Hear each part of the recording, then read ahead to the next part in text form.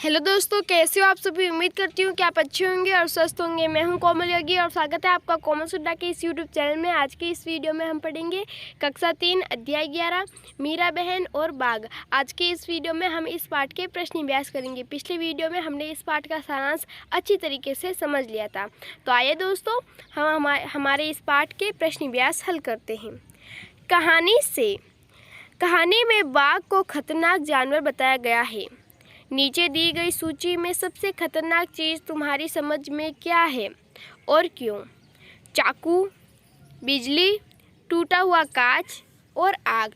तो दोस्तों यहाँ पर देखो, चाकू है, ये हर घर में होता है। बिजली है, ये भी हर घर में होती है ना। टूटा हुआ कांच, इसे हम बाहर फेंक देते हैं। लेकिन आग, यदि गलती से कहीं पर भी आग लग गई हो तो उसे बुझाना मतलब मुमकिन तो है, नामुमकिन तो नहीं है, लेकिन फिर भी यदि आग लग जाती है तो वहाँ पर जो कुछ भी होता है वो राख हो जाता है और किसी व्यक्ति की जान भी जा सकती है ना। उसकी जान को खतरा होता है। तो इसलिए इस प्रश्न का उत्तर है आग। आग इन चारों चीज़ों में से आग सबसे ज़्यादा खतरनाक है। ठीक है, अगला प्रश्न है, मीरा बहन की बात सुनकर गांव के लोगों को निराशा हुई होगी। उन्होंने मीरा बहन से क्या कहा होगा? सोचकर गांव के लोगों की बातें लिखो। उन्होंने शायद ये कहा होगा कि मीरा बहन, ये अच्छा नहीं किया आपने। यदि वो बाघ वापस गांव में आ गया तो हम सभी को खा सकता है, हमारे जानवरों को खा सकता है और सभी लोगों का शिकार कर सकता है। तो इस तरीके की बातें लोगों ने मीरा बहन को कही होगी। ठीक है, अगला प्रश्न खतरनाक है या नहीं। गेवली गांव के आसपास के जंगलों में बाघ जैसे खतरनाक जानवर भी रहते थे। तुम्हारे हिसाब से नीचे लिखे जंतुओं में से कौन खतरनाक हो सकते हैं, उन पर गोला लगाओ। भैंस, चीता, बकरी, कुत्ता, बिल्ली, सांप, चूहा, सांप, बिच्छू, कछुआ, केंचुआ, तिलचट्टा, कबूतर और भालू। तो दोस्तों इनमें से जो ज़्यादा खतरनाक है वो है सबसे पहले चीता, उसके बाद कुत्ता, उसके बाद है सांप, बिच्छू और भालू। तो यहाँ पर चीता, सांप, बिच्छू और भालू और कुत्ता, ये 5 ऐसे जानवर, इन सब में से ये 5 जानवर है जो अत्यधिक खतरनाक है। ठीक है, अगले प्रश्न की ओर चलते हैं। दोस्तों इन प्रश्न के नीचे एक प्रश्न और है, जिनके नाम पर तुमने गोला लगाया है वे कब खतरनाक हो सकते हैं? तो दोस्तों जैसे कि हमने चीता, सांप, कुत्ता, बिच्छू और भालू पर गोला लगाया है, तो इनमें से खतरनाक क्यों है और कब हो जाते हैं, तो उसका कारण हम बताते हैं।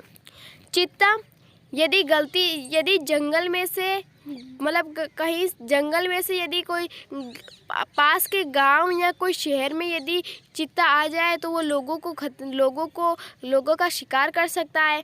और फिर है कुत्ता, यदि कुत्ता पागल हो जाए तो वो हमें नुकसान दे सकता है। सांप में जहर होता है, इसलिए यदि हम उसे गलती से भी छेड़ ले तो वो हमें डसकर हमारी जान ले सकता है। बिच्छू, ये हमें डंक मारकर खतरनाक हो सकता है। और भालू, ये भी चीता की तरह कई गांव या शहर में आ जाए तो वो भी चीता की तरह हमें घातक मतलब हमारे लिए खतरनाक साबित हो सकता है। तो इसलिए चीता, सांप, बिच्छू और कुत्ता, भालू, इनसे दूर ही रहना अच्छा होता है। ठीक है, वैसे कुत्ता इतना खतरनाक नहीं होता है, लेकिन यदि वो पागल हो जाए तो वो खतरनाक बन सकता है। ठीक है, अगले प्रश्न की ओर चलते हैं। अगला प्रश्न है पाठ से आगे, ये सभी चित्र किसी एक व्यक्ति से जुड़े हुए हैं, पता करो।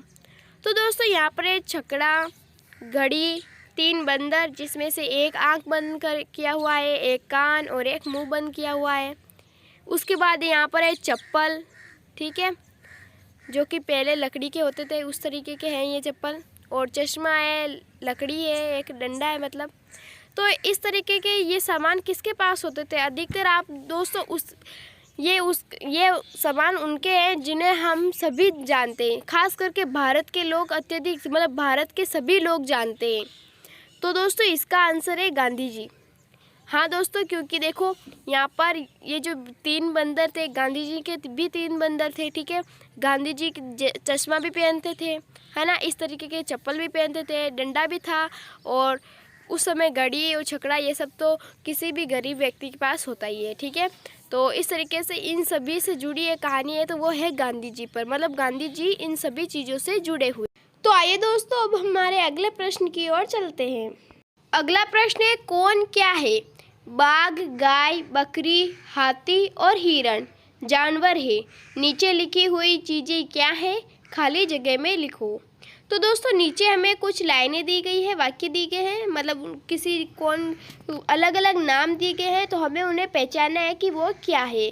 तो जैसे कि अगरतला, अल्मोड़ा, रायपुर, कोच्चि और वडोदरा। तो दोस्तों, ये सभी नगर है, इसलिए हम इसके सामने जो रिक्त स्थान है उसमें नगर लिखेंगे।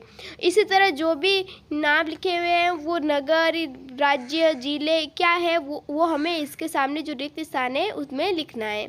जलेबी, लड्डू, मैसूर पाक, कलाकंद और पेड़ा ये मिठाइयाँ हैं। नर्मदा, कावेरी, सतलुज, ब्रह्मपुत्र और यमुना ये सभी नदियाँ हैं। बरगद, नारियल, पीपल, चिड़ और नीम ये सभी पेड़ हैं। गेहूँ, बाजरा, चावल, रागी और मक्का ये सभी फसल है और हम इन्हें खाते हैं, इसलिए हम इन्हें अनाज कह सकते हैं, क्योंकि इनमें गेहूं की तरह छोटे छोटे दाने होते हैं, इसलिए हम इन्हें अनाज कह सकते हैं। अगला है कुर्ता, साड़ी, फिरन, लहंगा और कमीज ये सभी कपड़े हैं। तो इस तरीके से हमें इस प्रश्न को हल करना है। अब हमारे अगले प्रश्न की ओर चलते हैं। अगला प्रश्न है, कोयल कूकू, बकरी मैं मैं। जानवरों की बोलियां तो तुमने सुनी ही होगी। कोयल की बोली को जैसे कुहना कहते हैं और मक्खी की बोली को भिनभिनाना, वैसे ही अन्य जानवरों की बोलियों के नाम भी है। नीचे दिए गए खाने में एक तरफ जानवरों के नाम है तो दूसरी तरफ बोलियों के। ढूंढ निकालो कौन सी बोली किसकी है। तो दोस्तों, हमें यहाँ पर एक तरफ जानवरों के नाम दिए गए हैं और एक तरफ उनकी बोलियाँ दी गई है। हमें उन्हें मिलाना है कि कौन सा जानवर किस तरह की बोली निकालता है, ठीक है। तो भैंस को हम रंभाना से मिलाएंगे, मतलब रभाना, ठीक है, रंभाना से मिलाएंगे। घोड़ा को हिनहिनाना इससे मिलाएंगे, ठीक है, घोड़ा हिनहिनाता है ना। हाथी ये चिंगारता है तो इसे चिंगारना पर मिलाएंगे, जो कि ये इसके सामने ही है। बकरी इसे मिमियाना से मिलाएंगे, ठीक है। अगला जो बॉक्स है उसमें भी यही करना है, एक तरफ जानवरों के नाम है एक तरफ बोलियों के। शेर को दहाड़ने से मिलाएंगे, गधी को रेंगने से मिलाएंगे, गाय को रंभाना। भैंस और गाय ये दोनों की बोलियाँ एक जैसी होती है, ठीक है, इसलिए इन दोनों को रंभाना से मिलाना है। कुत्ते भौंकते हैं, इसलिए हम इसे भौंकना से मिलाएंगे, ठीक है। अगले प्रश्न की ओर चलते हैं। अगला प्रश्न है, ठीक करो। हवाई जहाज आसमान उड़ रहा है। तुम्हें यह वाक्य कुछ अटपटा लग रहा होगा, इस वाक्य को फिर से पढ़ो।